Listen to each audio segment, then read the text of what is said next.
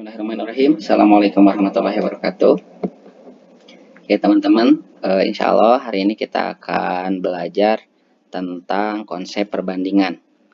Ya, jadi materi perbandingan ini biasanya muncul di soal-soal TPS gitu ya, tes potensi skolastik, atau zaman dulu namanya tes potensi akademik.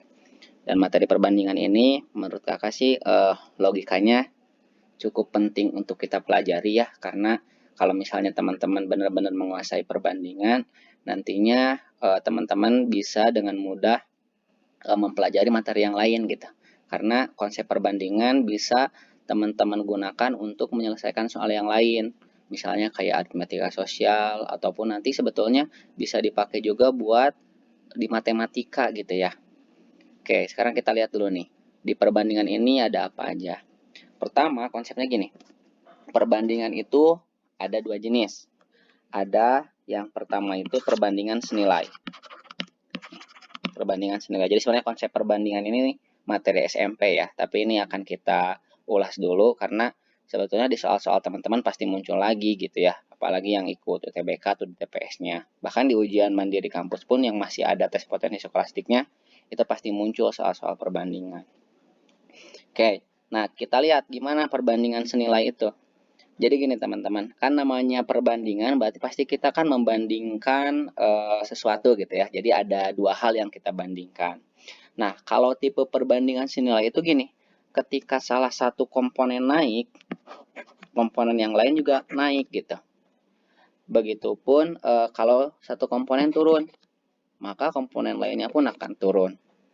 Oke, kan maksudnya gimana? Contoh misalnya gini, kayak teman-teman misalnya naik kendaraan gitu. Nah, misal di kendaraan itu teman-teman menghabiskan 1 liter untuk jarak 20 km misalnya. Ya, jadi 1 liter untuk 20 km. Sekarang gimana kalau misalnya teman-teman menghabiskannya jaraknya itu sekitar 100 km, artinya jaraknya naik. Kira-kira bensin yang dibutuhinnya bakal gimana? Pasti naik juga ya. Jadi kalau senilai itu gitu, ketika satu komponen naik, komponen lainnya juga naik. Jadi ketika jaraknya makin besar, ya bensin yang dibutuhin juga makin besar atau makin banyak gitu. Kalau jaraknya makin sedikit, bensin yang dibutuhin juga makin sedikit. Gitu kan ya, itu perbandingan senilai itu.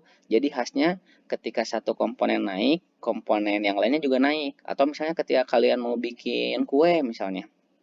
Bikin kue kan kalau misalnya kuenya makin banyak, maka bahan yang dibutuhkan pun makin banyak.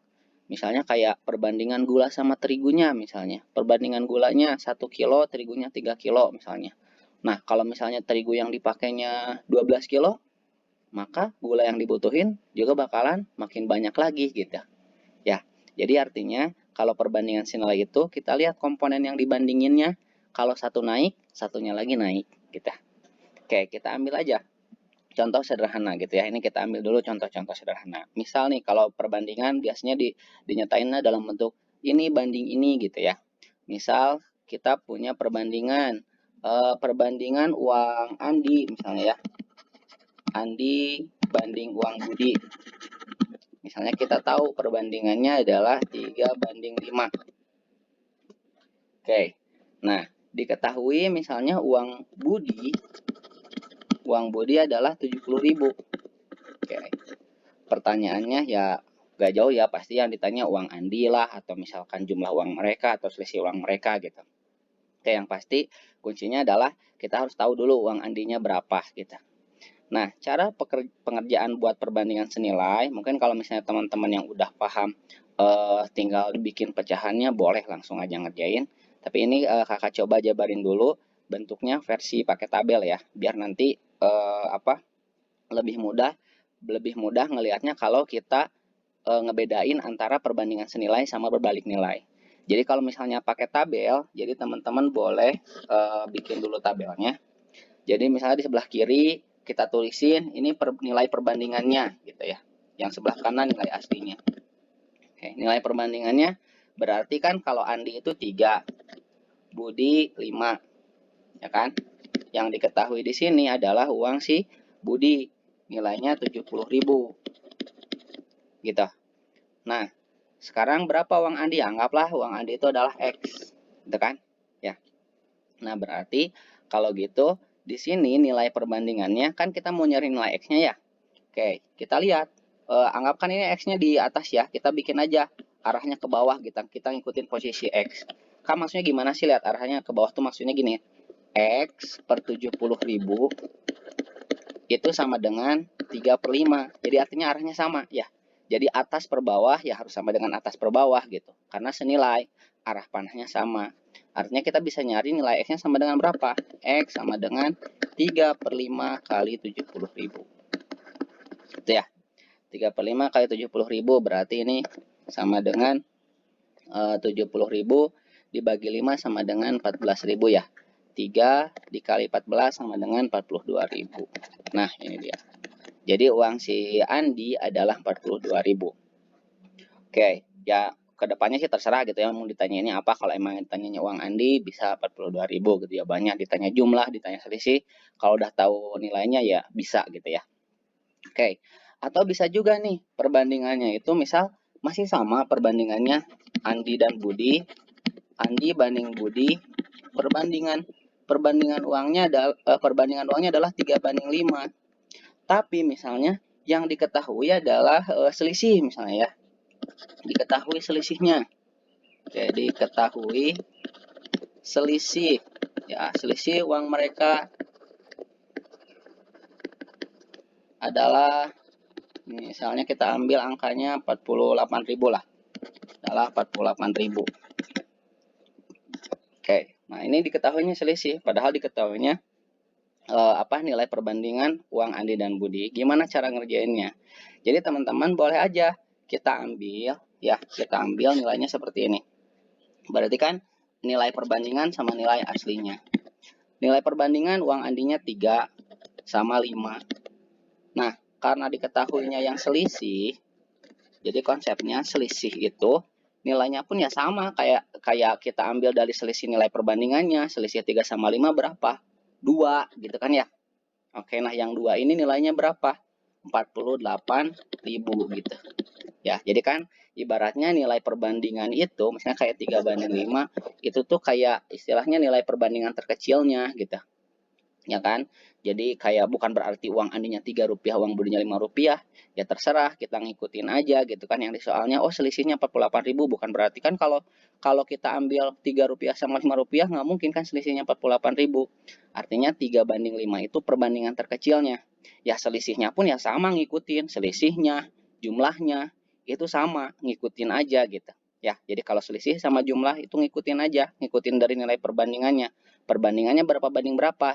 3/5, oh berarti ya selisihnya 2. Jumlahnya berapa? Ya 8 gitu. Ya tergantung yang diketahui di soalnya apa. Oke, kalau udah diketahui seperti itu gimana? Ini kan nilai selisihnya 48.000, terus nilai perbandingannya 2. Ya kita anggaplah kita cari A sama B gitu ya. Oke, kita cari A sama B. Misal kita cari yang A, berarti A per 48.000 ya. A per 48.000 sama dengan 3/2 gitu. Sehingga A-nya sama dengan 3/2 kali 48.000. Oke, berarti sama dengan berapa?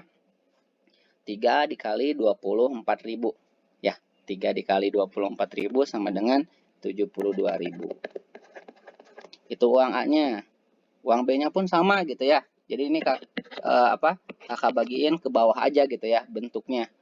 Yang B juga sama, berarti B per 48.000 ke bawah aja berarti sama dengan 5/2 gitu. Berarti B sama dengan 5/2 kali 48.000. Oke.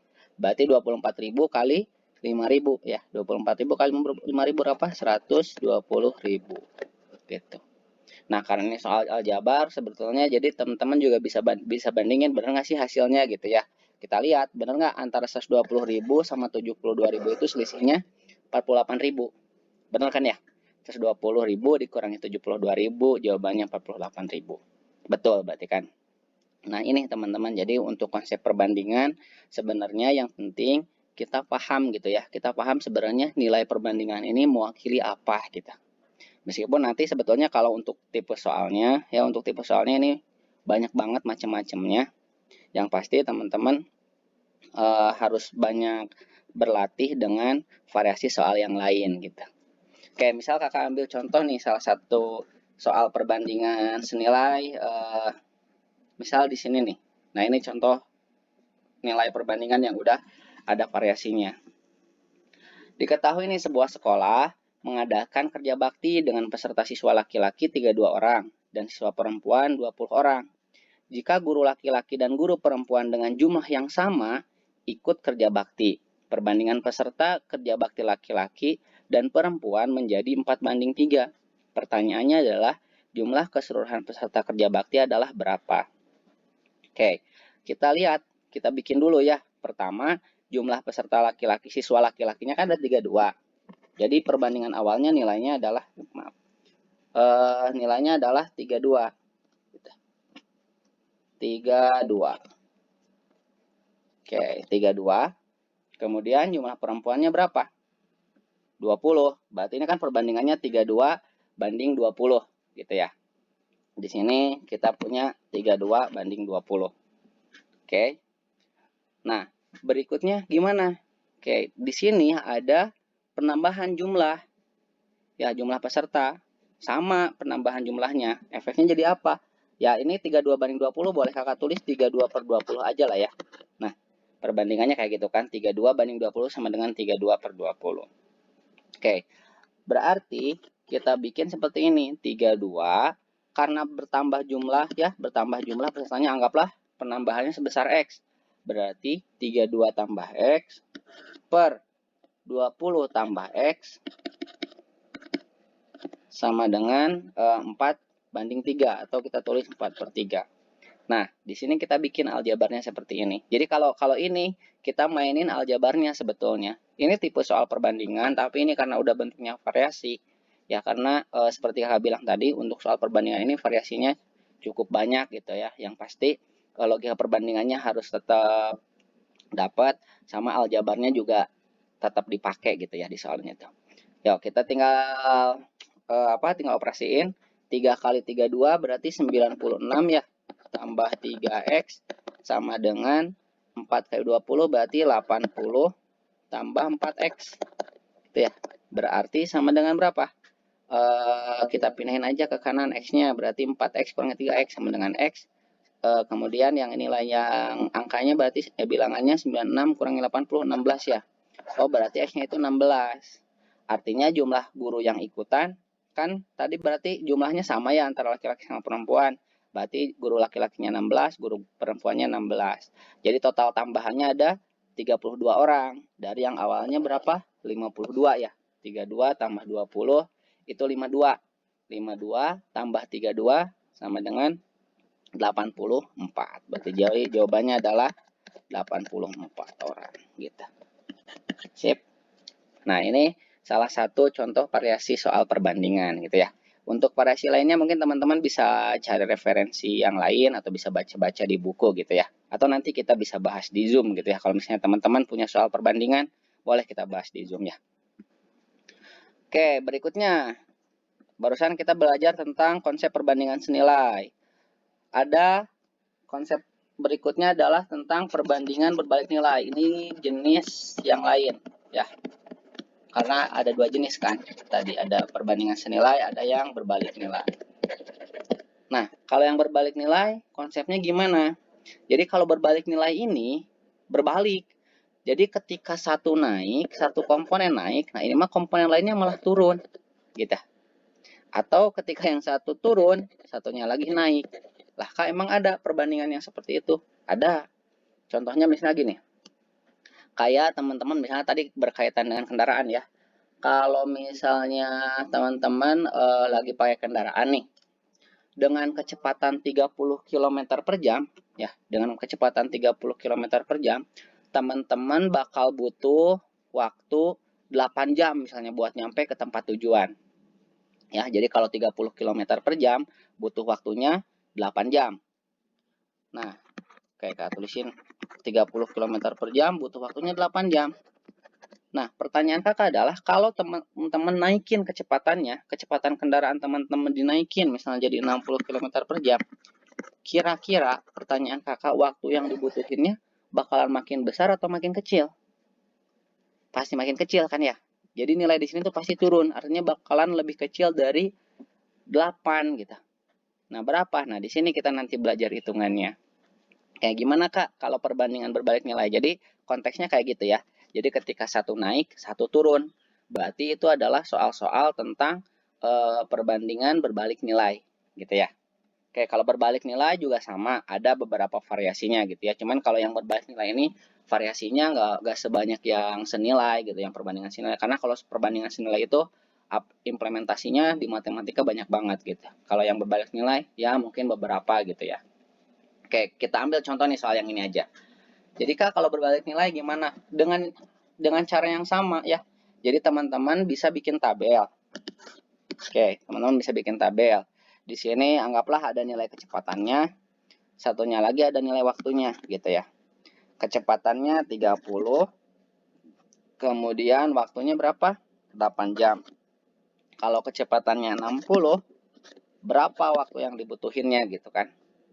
Nah, di sini berarti kita bikin arah panah aja teman-teman. Ingat arah panahnya gimana kalau balik nilai? Kebalikannya ya, kalau satu naik ya satu turun gitu. Artinya kalau kita bikin awalnya dari X per 8 ya, jadi dari bawah ke atas, ini sama dengan atas per bawah gitu. X per 8 sama dengan 30 per 60 gitu. Berarti X sama dengan berapa? 30 per 60 kali 8. Kayak ini meskipun sebenarnya udah bisa teman-teman tebak jawabannya berapa, lebih baik gitu ya. Maksudnya bukan tebak sih, udah bisa dihitung gitu ya, udah bisa dikira-kira jawabannya berapa. Tapi ini kakak mau nunjukin versi gimana sih cara ngitungnya gitu. Oke, 30 per 60 berarti ini 0 sama 0 coret. 3 per 6 berarti setengah ya. Setengah kali 8 sama dengan 4. Oh, berarti waktu yang dibutuhinnya adalah 4 jam. Gitu. Ya, jadi ini caranya.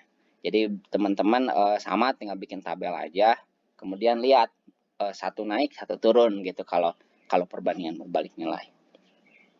Oke, sekarang kakak coba lihat nih ya satu soal tentang perbandingan berbalik nilai. Nih, ada pekerjaan nih, bangunan dapat dikerjakan 30 hari oleh 10 pekerja. Nah, pekerjaan bangunan ingin diselesaikan selama 25 hari.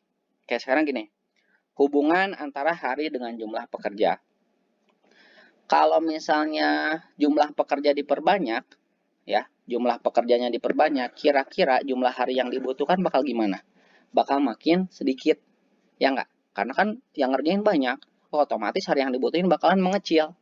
Nah, artinya satu komponen diperbanyak, satu komponen lain mengecil. Oh, berarti ini masuknya ke perbandingan berbalik nilai, gitu ya. Ini untuk penyajian soalnya udah mirip kayak UTBK ya. Jadi ada P sama Q, kita disuruh ngebandingin antara nilai P sama Q. Nah, P itu ditanya tambahan pekerjaannya berapa. Oke, sekarang kita tinggal bikin tabel aja. Ya, teman-teman kita bikin tabel. Misalnya ini ada jumlah pekerja, ada sama hari gitu. Pekerja sama hari. Kalau pekerjanya 10, harinya 30. Oke. Kalau pekerjanya kita nggak tahu di sini X, harinya jadi 25 gitu. Oke, sekarang tinggal kita bikin. Berarti ini kan ya acuan X-nya ya. Berarti dari X-nya berarti ke atas nih. Oh, yang ini ke bawah berarti, ya kan? Yang kiri ke atas, yang kanan ke bawah. Berarti ini X per 10 sama dengan 30 per 25. Berarti X sama dengan 30 per 25 kali 10 gitu. Ya, berarti ini 10 sama 25. Berarti ini 2, ini 5. Oke, ini 30 bagi 5. Berapa? 6 kali 2, 12 gitu. Nah, jumlah pekerja yang dibutuhkan adalah 12 orang. Yang di sini yang ditanya adalah tambahan pekerja. Berarti tambahan pekerjanya karena awalnya ada 10, berarti kita tinggal nambah berapa? 2 orang gitu ya. Oh, berarti nilai P adalah 2. Nilai Q 12. Berarti hubungannya apa? P kurang dari Q. Gitu. Oke, teman-teman. Mudah-mudahan sampai sini bisa dipahami ya. Jadi ini untuk kategorinya perbandingan berbalik nilai. Jadi kalau berbalik nilai, variasinya ada yang lain nggak? Ada gitu ya. Contoh misalnya kayak apa ya? Waktu yang dibutuhkan oleh Andi, misalnya gini, ada suatu pekerjaan, ini kita ambil contoh ya, Ini perbandingan berbalik nilai. Sebenarnya nggak berbalik nilai sih. Kalau ini lebih ke logika aja menurut kakak ya. Tapi logikanya mirip ke berbalik nilai. Misalnya gini. Suatu pekerjaan jika dikerjakan oleh Andi seorang diri membutuhkan waktu anggaplah 12 jam. Gitu ya. Jadi ada suatu kerjaan. Kalau diselesaikan oleh Andi sendiri 12 jam. Tapi kalau misalkan dikerjain sendiri sama Budi, itu dia butuh waktunya 16 jam. Oke. Nah, pertanyaannya adalah berapa waktu yang dibutuhkan apabila mereka bekerja bersama-sama gitu. Ya. Tentu misalkan ini variasi yang standar gitu ya, karena kalau misalkan yang udah agak ribet biasanya dibikin selama 3 jam pekerjaan dilaksanakan bersama-sama misalnya. Nah, sisanya dikerjain oleh Budi. Berapa total waktu yang diperlukan? Nah, misalnya ada kayak gitu.